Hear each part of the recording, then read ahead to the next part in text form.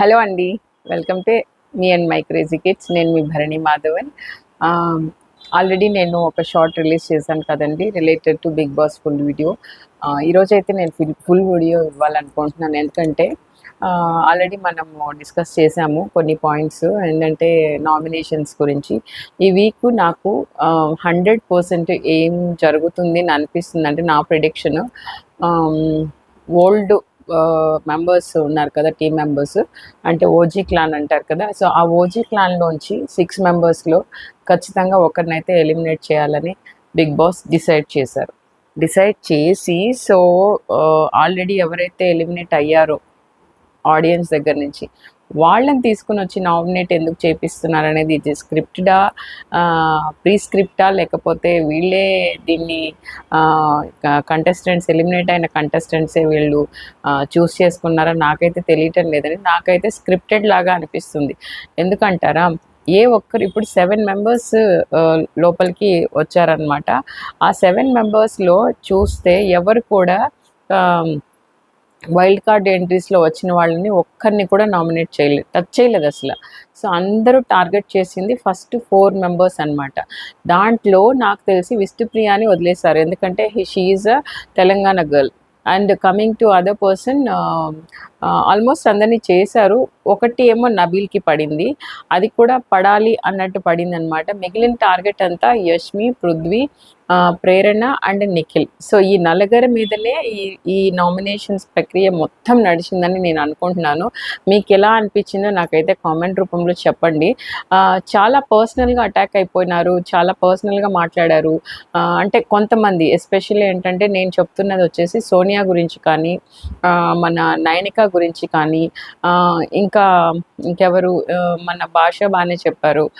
తర్వాత మిగిలిన వచ్చిన వాళ్ళల్లో నాకు తెలిసి అంత ఇదిగా చెప్పింది ఏంటంటే, ఆదిత్య గారు బాగా చెప్పారు, కానీ మిగిలిన వాళ్ళు సీత కూడా చెప్పారు. కానీ నాకు తెలిసి ఏంటంటే ఎక్కువ టార్గెట్ చేసి మాట్లాడినారేమో అనిపిస్తుంది. ఏంటంటే వాళ్ళ పర్సనల్ థింగ్స్ని తీసుకుని వచ్చి, వాళ్ళకి ఏదైతే ప్రీవియస్ వీక్స్లో జరిగిందో వాళ్ళు ఉన్నప్పుడు వాటిని తీసుకుని వచ్చి ఇప్పుడు ఇంప్లిమెంట్ చేశారేమో ఛాన్స్ వచ్చిందని నాకు అనిపిస్తుంది.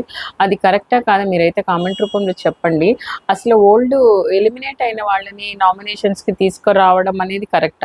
ఆ పాయింటే నాకైతే ఫస్ట్ ఆఫ్ ఆల్ యాక్సెప్టెడ్ కాదు. ఎందుకంటే నామినేట్ అయిపోయి ఎలిమినేట్ అయిపోయిన వాళ్ళు, ఎందుకంటే కొంచెం నెగిటివ్గానే ఉంటారు ఆల్రెడీ హౌస్లో ఉన్న వాళ్ళ మీద. ఎందుకంటారా, ఎందుకంటే వీళ్ళ వలన ఏదో ఒక సిచ్యుయేషన్లో వీళ్ళు నామినేట్ చేయడం వల్ల మేము ఎలిమినేట్ అయిపోయామని ఒక గ్రెడ్జ్ అయితే, ఇంటర్నల్ ఫీలింగ్ అయితే ఎవరికైనా ఉంటుంది. కాబట్టి వాళ్ళని తీసుకుని వచ్చి నామినేట్ చేయమని చెప్తే ఖచ్చితంగా వాళ్ళు ఓల్డ్ పాయింట్స్ని పెట్టుకుంటూ వీళ్ళైతే ఉండకూడదు అనేసి నామినేట్ చేస్తారని నేను అనుకుంటున్నాను.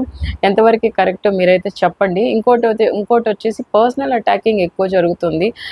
పర్సనల్ ఫీలింగ్స్ని టచ్ చేయడానికి ఎవరి మీద రైట్స్ ఉండవండి.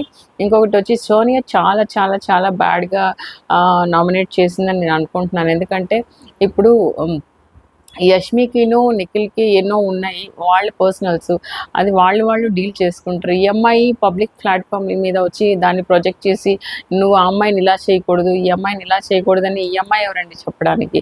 అసలు తెలిసి తెలియకుండా ఉన్న వాళ్ళని తీసుకొచ్చి రోడ్లో నిలబెట్టినట్టు అయింది నాకు తెలిసి. అయితే అసలు ఆ పాయింట్ని టచ్ చేసి ఉండకూడదని నేను అనుకుంటున్నాను. ఇంకా వేరేమైనా నామినేషన్ పాయింట్ ఉంటే ఆమె స్ట్రాంగ్గా పెట్టాల్సింది. That is not a valid point which she projected అని నాకు అనిపించింది. చాలా లైట్గా, అంటే ఉండనట్టుగా, తెలిసి తెలియనట్టుగా ఉన్నదాన్ని కాస్త ఈ అమ్మాయి చాలా చించి చాటంతా చేసేసింది. అది చాలా బ్యాడ్ అని నేను అనుకుంటున్నాను.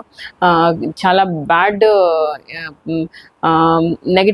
నెగిటివ్గా కానీ పాజిటివ్గా కానీ నిఖిల్కి అయితే నెగిటివ్ అయిందంటే చాలా దారుణం అయిపోతుంది. అది పాజిటివ్ అయిందంటే ఖచ్చితంగా టాప్ 2లో అయితే ఉంటాడు. అది ఒకటైతే నేను చెప్పగలను. కానీ ఒకరిని ఇంత దారుణంగా అయితే ఒక పబ్లిక్ ఛానల్లో మాట్లాడడం అనేది కరెక్ట్ కాదు. అది కరెక్టా కాదా అన్న విషయం కూడా మీరు కామెంట్ రూపంలో చెప్పండి. ఇంకోటి ఏంటంటే, అసలు ఇంకో పాయింట్ చెప్పాలనుకుంటున్నాను. ఆ నలుగురు మటుకే ఎందుకు ఇప్పుడు ఉన్నారు, మన రాయల్ క్లాన్ వాళ్ళు ఉన్నారు, గౌతమ్ కానీ, రోహిణి కానీ, టేస్టీ తేజ కానీ, మన అవినాష్ కానీ, వీళ్ళ నలుగురిని ఎవ్వరూ ఏం టచ్ చేయట్లేదు. అంటే నాకు తెలిసి, నేను అనుకుంటున్న ప్రకారం అయితే అన్ని గ్రహాలు అనుకూలిస్తే నాకు తెలిసి టాప్ 5లో విష్ణుప్రియ ఉంటుంది. నేను అనుకుంటున్నాను టాప్ 5 ఎవరెవరు ఉంటారని నా ప్రెడిక్షన్. నిఖిల్ ఉంటాడు, బట్ టాప్ 1లో అయితే ఉండనివ్వకుండా, అంటే ఇప్పుడు జరిగే సిచ్యుయేషన్స్ పరిణామాలు బట్టి టాప్ 5 ఎవరనేది నేను ప్రొజెక్ట్ చేస్తున్నది ఏంటంటే, ఫస్ట్ నబీల్ ఉంటాడు అనుకుంటున్నాను. మామూలుగా తెలిసిందే గౌతమ్ని అయితే టాప్ 2లో పెట్టేస్తున్నారు. 1 కానీ 2 కానీ ఉండొచ్చు. అండ్ నిఖిల్ ఉంటాడు, నబీల్ ఉంటాడు. తర్వాత వచ్చేసి విష్ణుప్రియాని కూడా లాగుతున్నారు, విష్ణుప్రియ కూడా ఉంటుంది. పోతే పృథ్వీ కానీ నబీల్, గౌతమ్, విష్ణుప్రియ, నిఖిల్, పోతే అవినాష్ని పెడతారని అనుకుంటున్నా. పోతే అవినాష్ కూడా ఉంటారు. మొత్తం టాప్ 5లో ఎవరంటున్నారంటే నబీల్, గౌతమ్, విష్ణుప్రియ, నిఖిల్ అండ్ అవినాష్ ఉంటారని నేను అనుకుంటున్నా. నా ప్రిడిక్షన్ ప్రకారం ఇప్పుడు ఈ వారం జరిగే ఎలిమినేషన్ ప్రక్రియ చూసిన తర్వాత నేను అనుకుంటున్న మెంబర్స్, ముందైతే నా లిస్ట్ వేరే ఉండే, ఇప్పుడైతే మారింది. నేను ఇంకా ఎలిమినేషన్ క్రైటీరియాకి వస్తే నాకు తెలిసి యష్మికి అయితే పడుతుంది అనుకుంటున్నా. యష్మికి ఎక్కువ ఛాన్సెస్ ఉన్నాయి. ఇంకా ఏదైనా కానీ అటు ఇటు అయితే తేజాని కొంచెం ముందుకు లాగుతారు అనుకుంటున్నాను. యష్మి కానీ నాకు తెలిసి ప్రేరణని కానీ ఈసారి డౌన్ దీంట్లోకి లిస్ట్లోకి తీసుకుని వస్తారేమో అని అనుకుంటున్నాను, చూడాలి. సో ఏది ఏమైనా కూడా ఏంటండి, నేను అనేది ప్రతి ఒక్కరు ఏంటంటే కష్టం మీద పైకి వస్తున్నారు. అది ఏ స్టేటా అనేది పక్కన పెడితే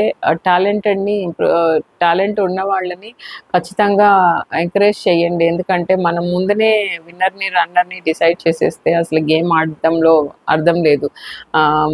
ఎందుకంటే కష్టపడే వాళ్ళకి మాత్రమే తెలుస్తుంది ఆ ప్రాబ్లము. ఖచ్చితంగా నాకు విష్ణుప్రియ గెలిచినా కానీ, రోహిణి గెలిచినా కానీ ప్రాబ్లం లేదు. ఎందుకంటే కష్టంతో పైకి వచ్చే అమ్మాయిలు వాళ్ళ కాళ్ళ మీద వాళ్ళు నిలబడుకొని, వాళ్ళు కష్టపడి వాళ్ళు ఒక స్టేటస్ని తీసుకురావడానికి ఎన్నో కష్టాలు, ఎన్నో బాధలు పడి ఉంటారు. ఎందుకంటే ఏమి అంటే బిలో మిడిల్ క్లాస్ వాళ్ళ బాధలు మనకి అర్థమవుతాయి కాబట్టి.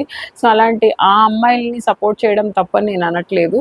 But at the same time అబ్బాయిలు కూడా చాలా కష్టపడుతున్నారు. స్టేట్ని పక్కన పెట్టేసేయండి. మీకు ఏది అయితే న్యాయం, ధర్మం, ఎవరు కరెక్ట్గా ఉన్నారు, ఎవరు బాగా ఆడుతున్నారు, ఎవరు బ్యాక్ పిచ్చింగ్ చేయకుండా ఉన్నారు, ఎవరు ఒకరిని పాయింట్అవుట్ చేయకుండా వాళ్ళ పని వాళ్ళు చేసుకుంటూ వాళ్ళు ముందుకెళ్ళడానికి ప్రయత్నం చేస్తున్నారు, ఒకరిని హర్ట్ చేయకుండా అనేది దృష్టిలో పెట్టుకొని మటుకే ఓట్ చేయండి. Rest of the thing God will take care of that. అది మట్టుకే నేను నమ్ముతాను. మిగిలినవన్నీ నేను అంత ఇదిగా నమ్మను. కాకపోతే ఏంటంటే పాజిటివిటీ, నెగిటివిటీ అనేది ప్రతి ఒక్క మనిషిలో ఉంటుంది. కానీ ఎక్కువ ఎవరి ఇండివిజువాలిటీని వాళ్ళ దగ్గర వదిలేయాలి. మనం దాన్ని తీసుకొచ్చి వాళ్ళ పర్మిషన్స్ లేకుండా వాళ్ళ గురించి మాట్లాడడం కానీ, అది ఎలా వెళ్తుందో ఏంటో. అంటే ఇప్పుడు వాళ్ళు బిగ్ బాస్లో ఉన్నారు కాబట్టి ఓకే, బయట వాళ్ళ ఫ్యామిలీస్ ఎంత సఫర్ అవుతున్నాయి, ఎలా మాట్లాడితే మనం మాట్లాడే విధానాన్ని బట్టి వాళ్ళ ఫ్యామిలీస్ ఎంత హర్ట్ అవుతారనేది ఒక్కసారి మనం ఆలోచించుకోవాలి. ఒక దెబ్బ కొట్టినా ప్రాబ్లం ఉండదండి. ఒక మాట అనేది చాలా దూరం తీసుకెళ్తుంది. అది ఒక్కటే ఆలోచించి మాట్లాడండి. ఎవరైనా కూడా ఇప్పుడు బిగ్ బాస్లో ఆ అమ్మాయి సోనియా చేసిన హడావిడి మామూలుగా లేదు. మిగిలిన వాళ్ళందరూ నామినేట్ చేశారు, చాలా డీసెంట్గా నామినేట్ చేశారు, వచ్చారు, వాళ్ళ పాయింట్స్ చెప్పారు, వెళ్ళిపోయారు. అసలు పర్సనల్ ఇది తీయడం అనేది సోనియా చేసిన బిగ్ మిస్టేక్. దాన్ని తీసుకుని వచ్చి చాలా చాలా చాలా హడావిడి చేసేసింది. సో మీ థాట్స్, మీ ఒపీనియన్స్ అయితే ఖచ్చితంగా కామెంట్ రూపంలో చెప్పండి. సో ఇలాంటి రివ్యూస్ మీరు కావాలనుకుంటే కనుక నాకు మెసేజ్ చేయండి. మెసేజ్ చేస్తేనే నేను ఫుల్ రివ్యూస్ ఇస్తాను, లేకపోతే షార్ట్లోనే వెళ్ళిపోదాం. Okay, thank you so much.